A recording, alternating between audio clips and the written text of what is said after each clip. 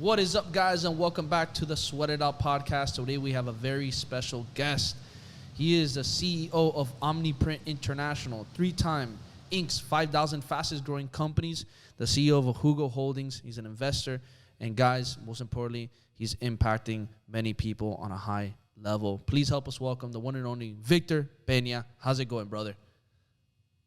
Great. Thank you so much for having me.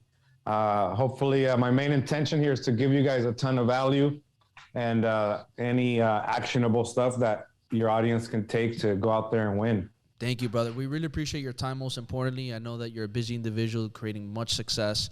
And I just want to be able to open this up by saying, you know, when you got into the entrepreneurial world, in the investing world, for yourself, what were some of the key things that you said you had to learn early on to be able to understand how to play this game? Oh man, that's a great question. So I think one of the top things, and it's that vision, right? It's that vision. What is it that you see for yourself?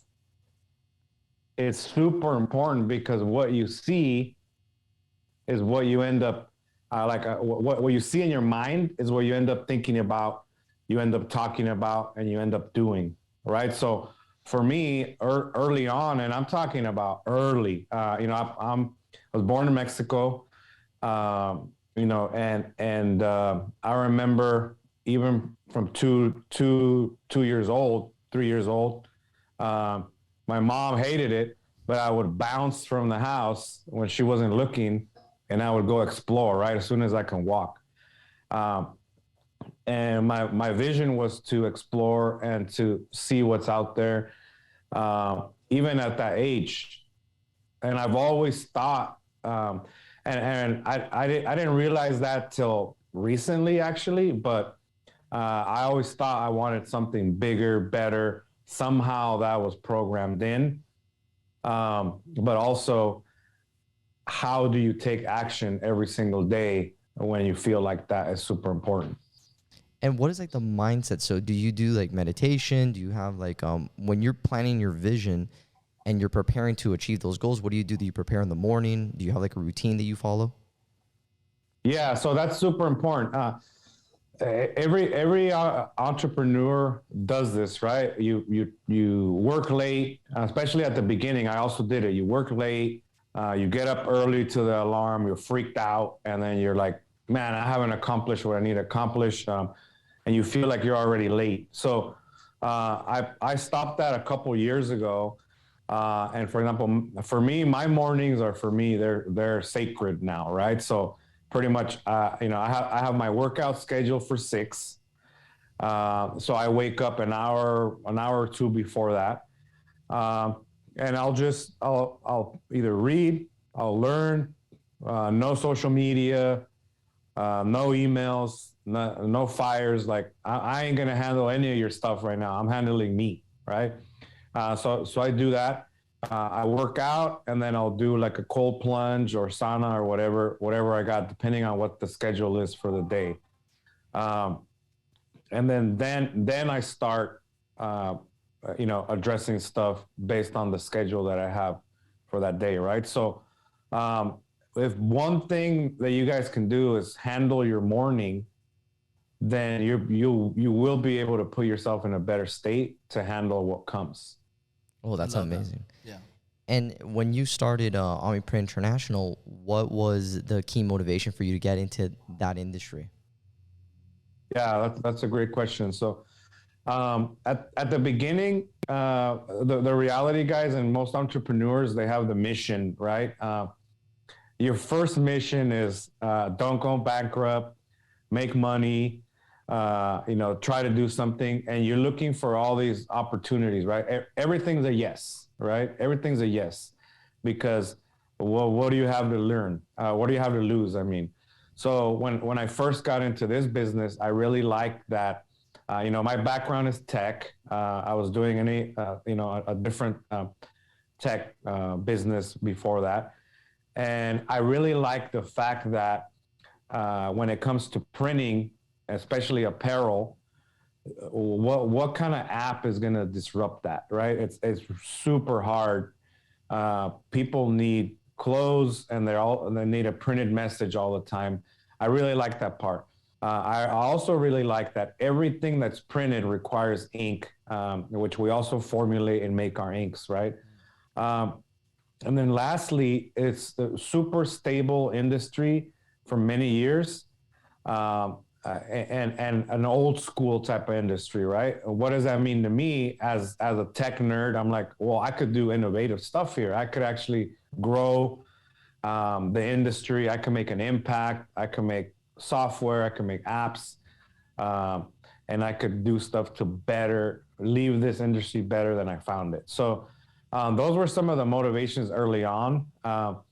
You know, and the initial part is always like, can I do something to make more, do more, and take more control of my life? So that's why I started it.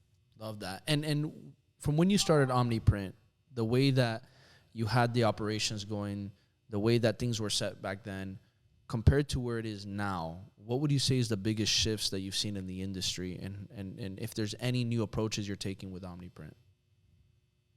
Are you talking mostly about my internal, processes, or are you talking about like the industry itself? I'll say the industry itself, and maybe some of the different things you've had to shift within your business to be able to, hey, say it's moving in the direction of where the world is now, or what you want to see your business go into the world that we live in now in this industry. Yeah. So that's a great thing. So what we're actually pushing the industry in a few different ways. We have product of the year for the last 6 years. Wow. With our equipment, and we're in the same space as some of these 100-plus-year-old companies that have been around. What we've managed to do is not only develop the actual technology, like the machines themselves. We develop the inks that are used here. We develop the software that runs the e-commerce part of this system, and it's all in-house. There's not any manufacturer out there that I know that actually does that. And then we have an educational element to it, which I know for sure they don't have, which is like all the training courses, boot camps, daily weekly trainings for customers to grow. Most manufacturers, they make a widget and they ship it to someone that's a distributor, and the distributor ships it to, a dealer in the area, and then the dealer in the area manages to sell it to a customer, right? We removed all of that. We create here and we go straight to the consumer.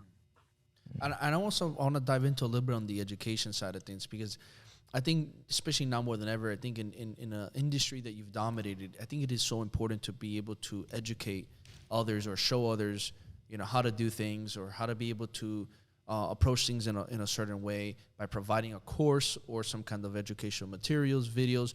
What made you want to get into that? Because I would say that I'm sure that's something that separates you from a lot of the older printing industries that are out there that have been around for years, having that educational, area to it. Yeah, exactly. So the thing is, the proof is in the pudding, right? And you find me a CEO out there that's on Instagram, on YouTube, on every single channel that is out there showing what I do, showing how I do it, showing how we build product, showing how we inspire the team, showing how we talk to customers, right? It doesn't exist. Why? Because they don't want you to see what goes on. I don't really care. If I could inspire one person to be like, hey, you know what? If that guy, born in Mexico, didn't speak English, came here when he was 7 years old, can do this, then I can do it, right?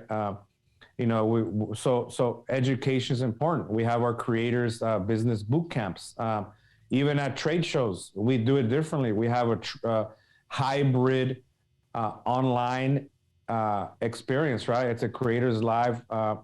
It's our 360 hybrid experience that we're actually doing a show and we're doing it online at the same time. And nobody's doing it. So one of my mentors says, hey, find what they're not willing to do and do that. Right. And that's what we do. That. Oh, that's amazing. Yep. And how do you, so you brought up mentor. How have you identified mentors within your business? Because a lot of people will look at you and they'll say, oh, what do you need to teach? What do you need to teach me? Or what do you need to learn? How do you seek a mentor, and what are the things that you're looking for to enhance in your business?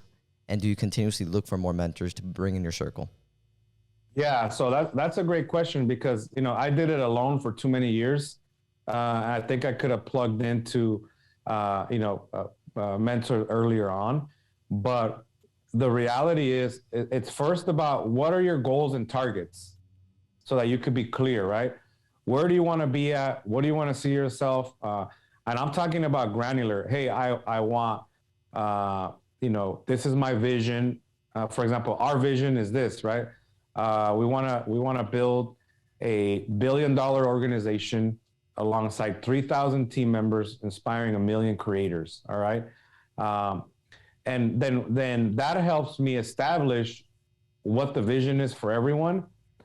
And now I could find mentors that have done that. Right. So find somebody that literally has done where you want to go to, and don't reach out and be like, hey, can I pick your brain, and can you mentor me, and blah, blah. Just dig into their materials. You don't even have to talk to them to follow, what they're doing. The right mentor is making moves. They're actually doing it, and join their stuff, sign up for their masterminds, whatever courses. But a lot of people follow too many mentors, and a lot of people follow people that haven't done anything, right? So make sure that whoever you're following is way bigger than you, has actually achieved what you want to achieve, and that's a right way to look for a mentor. I love that you said that, and that's a lot of value right there, because I'm the same way. I always say, look for somebody who's done what you're looking to do over and over again. Because I think that look, there's many mentors out there. Many people say business coaches, and people go, oh, but he's a business coach, I need him for my business. You might have hired the wrong business coach that doesn't do anything in your industry. So I always say, find people that have done what you're looking to do in your industry over and over again. And then also, as well as the person who we're looking for the mentor, like, don't just hit up somebody and say, hey, can I pick your brain? Or, hey, let me go get you lunch, and I would love some advice. Like, no, invest into the mentor first, invest into their products, invest into their services, into their courses, into their knowledge. Show them that you care by investing, and then you get into their circle. Once you're in the circle and they see that you committed to something, you can start building a relationship that's deeper, and it can open up doors.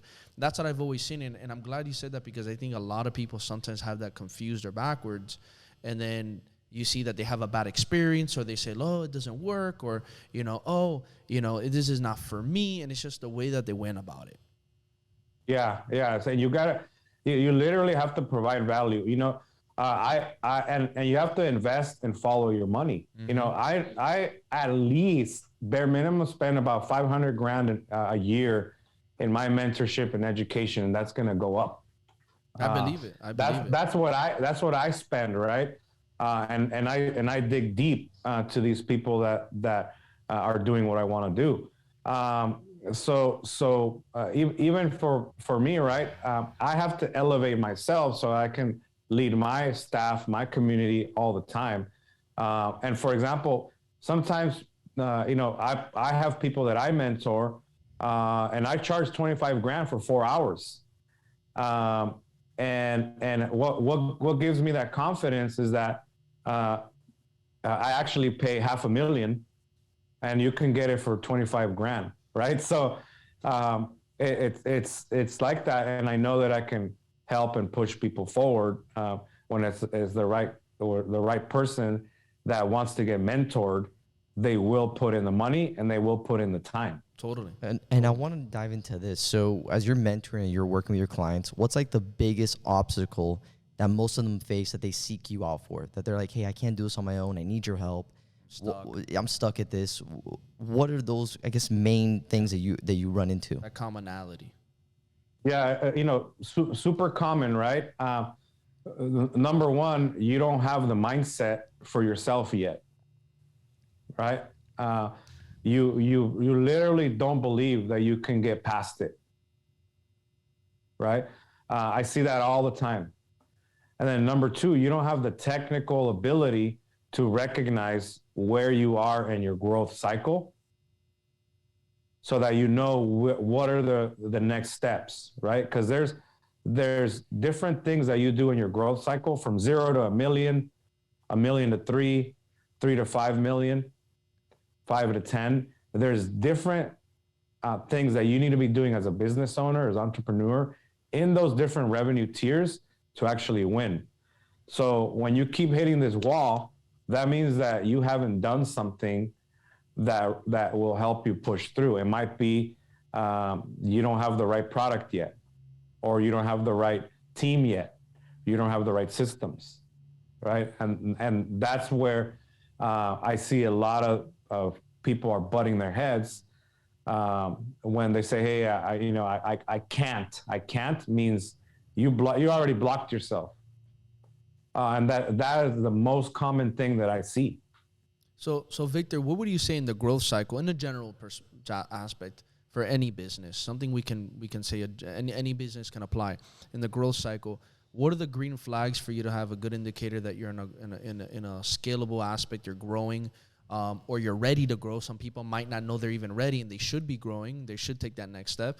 And also, what are the red flags to kind of say, okay, well, I'm not in a position to do so. I need to look at these things, and what would those things be? Yeah, all right. So that's a nice loaded 3-part question. But yeah. So I got it. So this is the thing. Number one, you have to know that whatever product or service, somebody wants to buy it, right? And let me preface that with this. All right. Every company needs to be growing. Bottom line. Otherwise, you're stagnant, you're dying, you're not doing the right things. Every company needs to be growing. But at the beginning, you want to make sure that whatever your product or service is delivering a valuable exchange in the marketplace, and that you could repeat it, right? So that means that you sell this widget, you sold it to one customer, you could sell it again, you could sell it again, you could sell it again, and the people that are using it are benefiting from it, and then they're telling you that they're doing that. So that's phase one. You have to be able to do that. And then from there, once you have that in place, you know that the product or what you do works.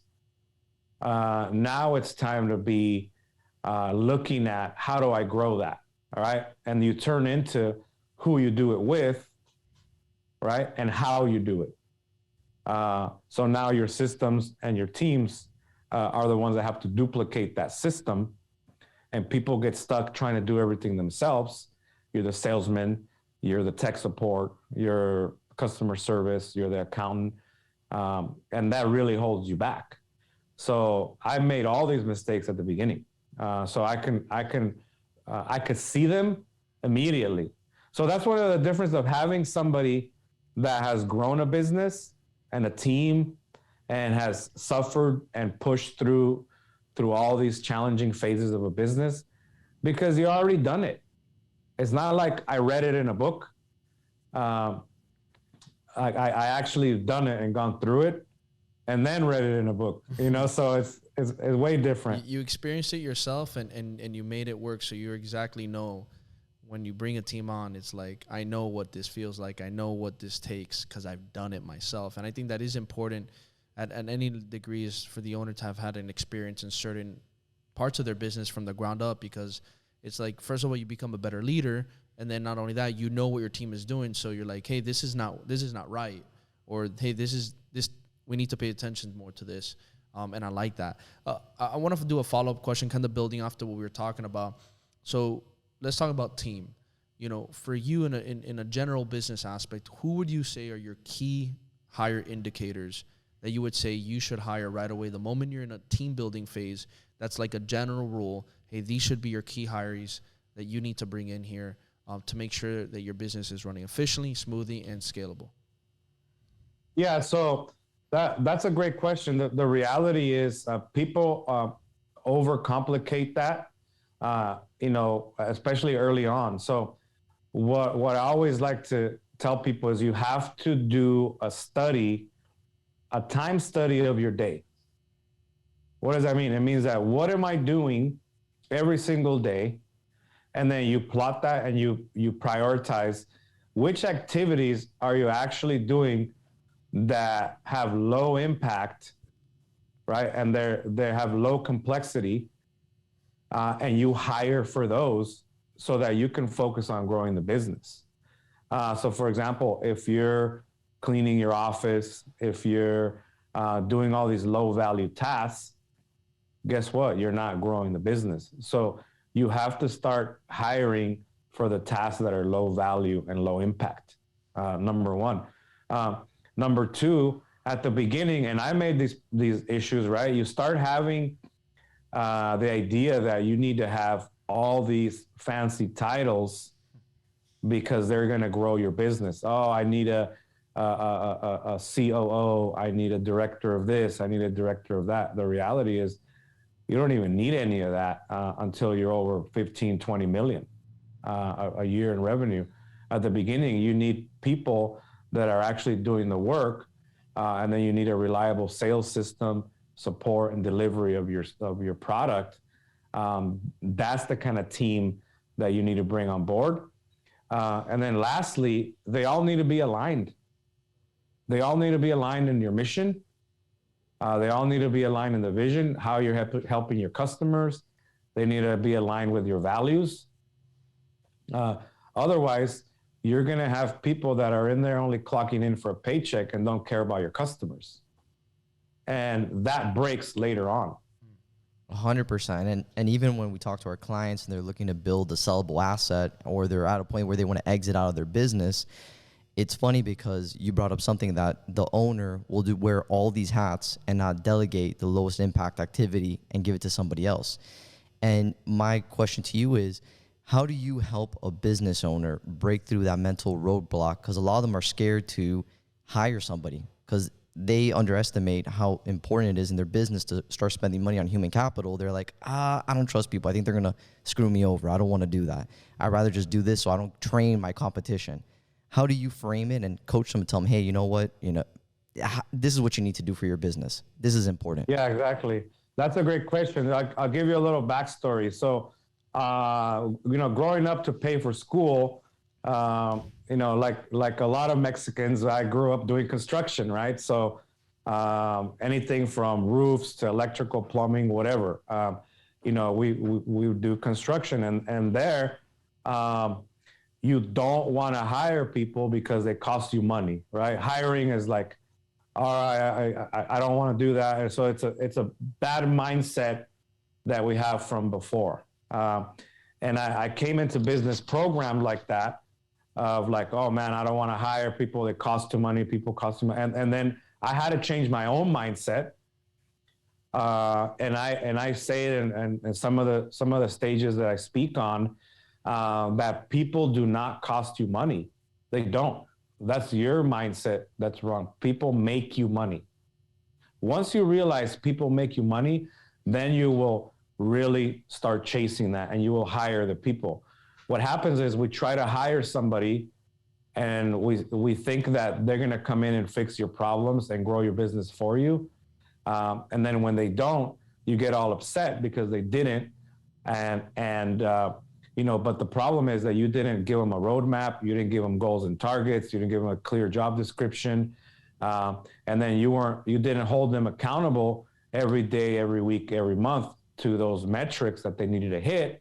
So now you're offended because they didn't hit them, right? So number one, people don't cost you money, but you have to make sure they're trained and aligned, and then they're going after the results that you want for the organization.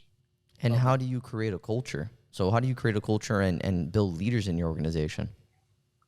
Yeah, I mean, that's such a buzzword, Mm-hmm.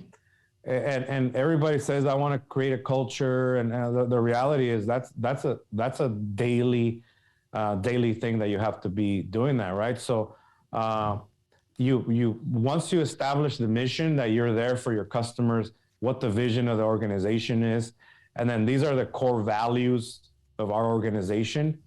Those are foundational pillars that you need to have in place. And I learned that from my mentors, and we implement those. We also like make it super hard to get hired here. You have to do a core values presentation. I think it's like your fourth or fifth interview here on how your values relate to the organization. Because at some point, I can't be here creating culture and policing culture. It creates itself. And I've had negative culture before when these things weren't in place. But culture is an ever improving thing that is made and created by the people that you bring in. It's not made and created by you. It's only ruined by you if you don't have your foundational pillars in place, like those values and the vision mission that I told you about. So Victor, I want to go back to, because we're talking about culture, leadership, and being able to create a roadmap from your team. I want to go back to, as we're wrapping things up, to the part of, setting goals, key performance indicators, giving your team a guideline, the systems to follow.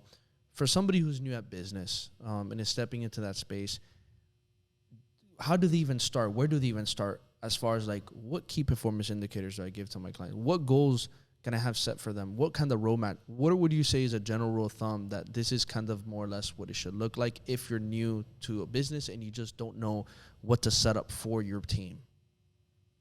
Yeah, that's a great question, because the KPIs and all these things could get super complex.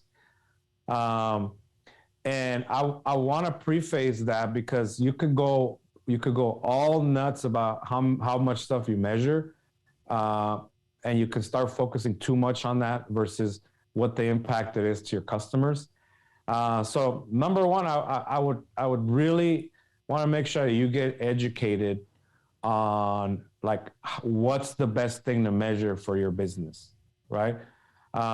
So for example, if you're in a sales role, what do you measure, right? What is the least 3 or 4 things that you can measure in a role that can impact the result that you want for your customer? So for example, in sales, we're going to have obviously revenue. How much money are you making as a KPI? So I know how much you're producing. Then I'm going to have how satisfied are the customers that you have are, right? Because for us, we want happy customers. I'm also going to check how much phone time that you have in front of the customer, calls per day, and I'm going to check your conversion rate. I'm going to see if you call 100 customers, how many of those do you close? And then I'm going to see if you're participating in your daily training and education. Here, training is mandatory every single day from 8 to 8:15 for every customer-facing employee. So these are things that you measure in certain roles, and you want to measure at the least amount as possible. Even at the beginning, if you're doing under $1 million in revenue, you want to measure what matters for you, right? I think there's a good book out there that's actually called Measure What Matters. People can check that one out too. Awesome. But yeah, you want to measure stuff that's based on where you want to go, so don't get too, there's some systems that are so involved, even a company of our size is like, man, this is brutal to implement. So you have to be careful. Man, Victor, what can I say? I really appreciate you taking your time, coming on here, dropping this amazing value, showing people how to lead, create culture, implement certain tools into their business, and create these habits and just have the mindset to be able to go out there and win. Where can people connect with you? Where can they reach out? How can they get more information? Yeah, you guys can find me on Instagram, Victor_H_Peña. There's only one on there. That's with the blue check. That's me. At OmniPrint International on every channel, LinkedIn, YouTube. We do a lot of educational stuff. So subscribe to the channel there. You don't know what's going to bring you some value, right? So and I'm always out there inspiring, posting for people to see what I'm doing, look through my journey, and hopefully inspire people to go out there and do the same. Amazing, brother. And like the way we like to wrap it up on the podcast is, what is the single most best piece of advice you can leave off to all our listeners today in one single sentence? Yeah.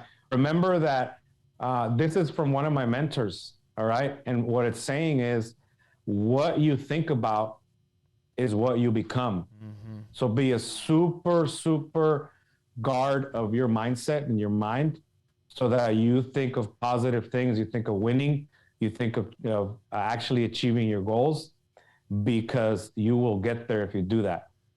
Love it. Guys, you've heard it yourself from Victor himself, doing amazing things, dropping so much education. We appreciate you, brother. Thank you, Peña. Yeah, really appreciate it. If you guys got value out of this podcast, please do us a favor. And even before that, just grab one single piece you learned from Victor today and apply it to your life, to your business. Just one thing. Start with one. Let that build up. Turn it into a habit, and then grab something else and continue on. And if you did get value, please leave us a like, comment, share it with others. Leave a rating and a review, because the more love you show us, the more love we can show back. Till next time on the Sweat It Out podcast.